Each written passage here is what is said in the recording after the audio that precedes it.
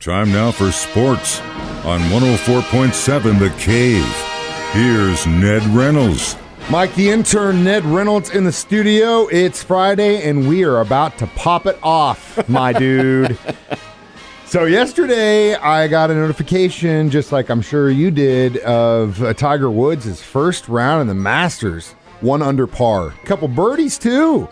I mean, I know that the media coverage is definitely overblown with this guy, but he is who he is, and it is what it is. The thing that we cannot look past is the guy almost died in a car crash a little over a year ago, and he's shooting like he did in that first round. I think that's something to be proud of. There's no question about the fact that he's made a remarkable comeback from a devastating injury, or at least we're told a devastating injury, and you have to think that all those reports are correct about the surgical procedures that he's gone through and the multiple fractures of the leg. He didn't show to me any signs of limping, but the point is this. It's an athletic contest. It's the Masters tournament, and yes, while he is one of the iconic players, there are other players, like the leader, Sun Jae-im, who is a 24-year-older from South Korea and not a stranger to the PGA Tour. In fact, 3 years ago, he was the PGA Tour Rookie of the Year, and he had a 5 under par, 67. That is nothing short of outstanding. Cameron Smith, the kid from Australia, he's 1 stroke back.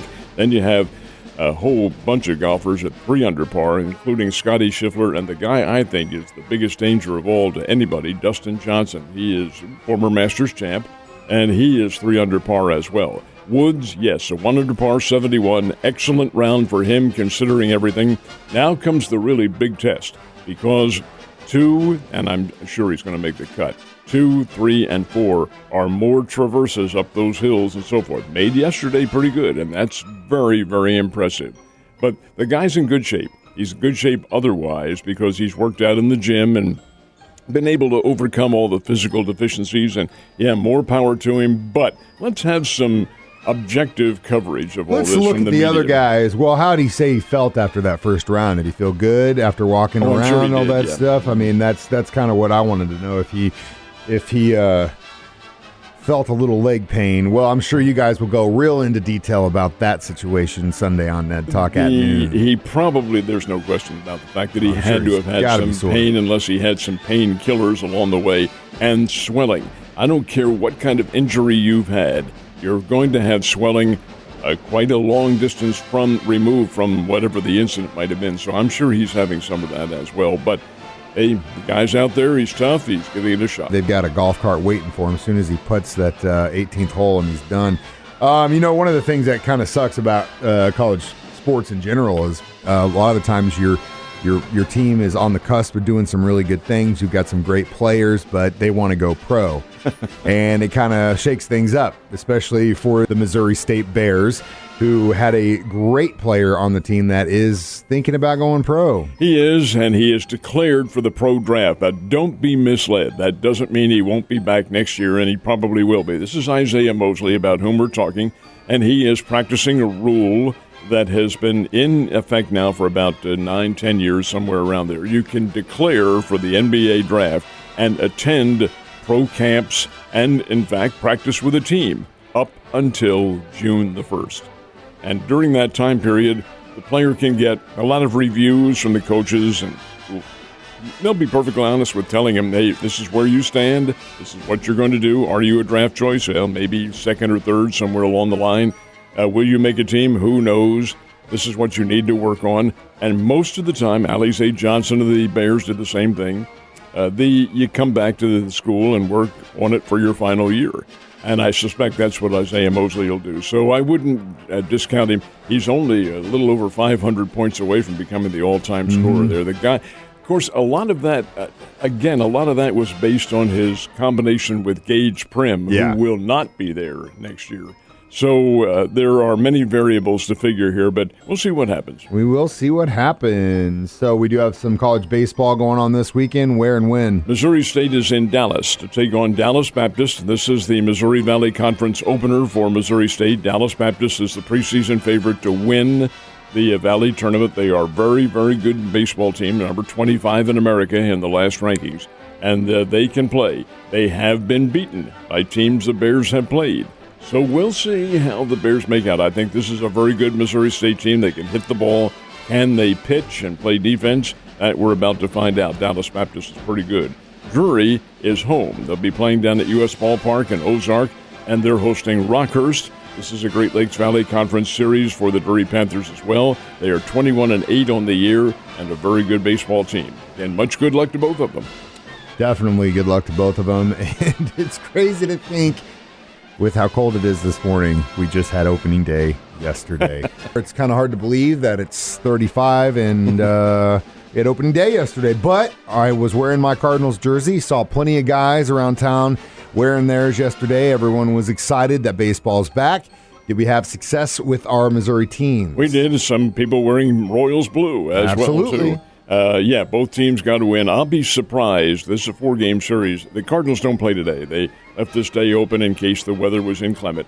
So it's a 4-game series. Next game is tomorrow, Sunday, and then Monday afternoon. I will be very surprised if the Cardinals lose any games to Pittsburgh. It's not that Pittsburgh is bad. They're just so young and so inexperienced. Cardinals win yesterday 9-0 over the Pirates.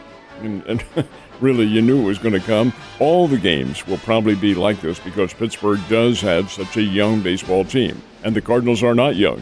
They are old and experienced. Now, by old, I don't mean decrepit, certainly, but a team that, you have Albert Pujols and Nolan Arenado on there, and gosh, Harrison Bader had a home run yesterday, too. The team can play. It's a solid baseball team against a team that is really struggling, that should, in fact, be playing AAA baseball. So over and above that, I think the Cardinals sweep this series. The fact that Adam Wainwright pitched well yesterday, fine. Albert Pujols was 0 for 5, but that didn't deter the crowd any. They gave him the big standing ovation, and you know he had to love it. Here you've got these three amigos, so to speak, Pujols and Wainwright and Yachty, all probably calling it quits at the end of the year, and that's great that they're all together. And the crowd, heck, they had over 46,200 in a not very nice day up in St. Louis. So I think that all says something for the Cardinals' mystique, and it's probably going to continue. I found out a little factoid that I thought was very interesting. The final 3 games of the season in October, Cardinals are already sold out. You can't get in. They will be the final 3 games for these guys. You think they will be anyway, and the fans want to be there to celebrate with them. I think that is super. It's going to be a hell of a party at Ballpark Village on those games. Ballpark Village, you won't be able to get in it. Yeah. Kauffman Stadium, Kansas City got a win, 3-1 over the Cleveland Guardians. And I love this, too, the young phenom. This is the new superstar for Kansas City, Bobby Witt. And the RBI double in the 8th inning that brought him home with the victory.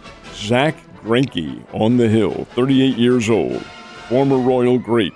Been gone for 11 years. Back pitching again.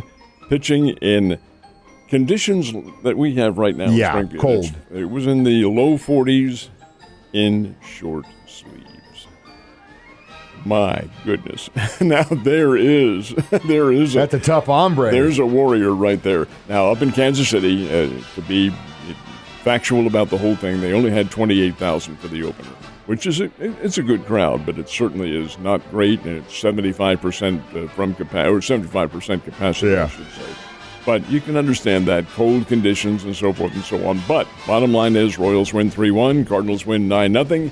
Bring it on. Well, they've got the day off, and then they're back to it this weekend, so hopefully the warmer weather gets more butts in those seats up at Kauffman.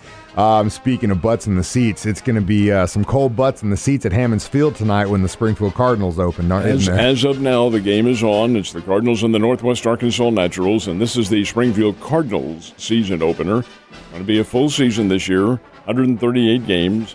And the 6-game series, which I think is a great idea considering the long bus trips, that will remain in effect. So the Cardinals open up this short series with Northwest Arkansas, which runs through Sunday. Then Springfield goes on the road for about a week and a half or so, and then come back home again. That's the way the season's going to work. I think this is a pretty good Springfield Cardinals team. Now, will they play tonight? Well, right now they will be. But it's going to be rather chilly out there. Still, it is baseball. It's the celebration of a great season coming up. So, hey, let's get out there and support the local team. And if you need to borrow Ned's puppy jacket, he'll fight you for it. I will fight him for it. Last but not least, obviously, it's kind of a historic thing with the National League getting a DH all the time. Who got the first hit yesterday? Now, keep in mind, this is not the first hit as a National Leaguer because when they have interleague play, Yeah. National League does use the But designated the hitter. official. First official hit since the National League now has the DH, Andrew McCutchen. Andrew McCutchen's no kid. He's been around for a long time. Former National League most valuable player with the Pirates. Was with the Phillies for the last couple of years. Solid ball player. He's a baseball player. Mm-hmm. That's what he does. And he got the first hit playing for the Milwaukee Brewers on a one-year contract at Wrigley Field in Chicago in the fourth inning. Base hit, first official National League designated hit in a season when the DH has been mandated. So mark that down, you trivia buffs. Andrew McCutchen is the answer. Ned's going to ask you in about 5 years, what color jacket does he get for that one? Ned, you have a great weekend, sir.